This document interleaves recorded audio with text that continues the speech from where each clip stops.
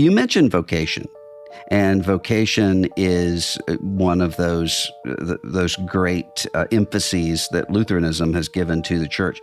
Has that changed the way that you see your vocation as an artist? My goodness. Yes, 100%. Which is interesting because, I'll tell a funny story. I remember when I was in my first year at Concordia Seminary, and I didn't make mention of, being flame or recording artist, but some kind of way it got to one of the professors, and the professor made a statement. He said, "What is he? He's a Christian rapper." And he said, "Well, I guess he doesn't like money then." So the word gets back to me. But it could have been an insult, but for me, it was one of the most freeing statements I had ever encountered.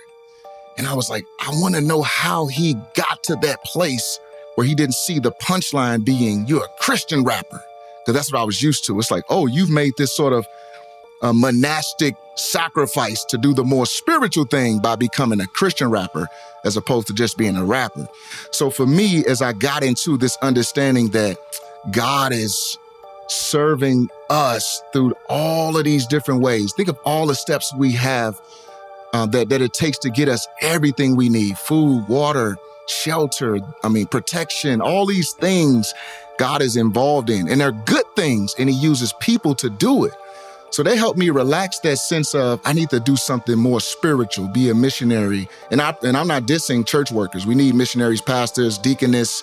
But I'm just saying, I remember being in a mindset of, let me show God I'm willing to do the more spiritual thing. But vocation helped me understand wherever I find myself. I look down at my feet and I see where I am. Oh, I'm with my parents. My vocation is to be a good son. Oh, I'm at work. My vocation is to be a good employer or a good employee. So that really helped me say, man, let me just do whatever I do well to the best of my ability. I'm not comparing myself with other people's capacity to do well, but just whatever God gave me, let me do that well. God is smiling. He's using that.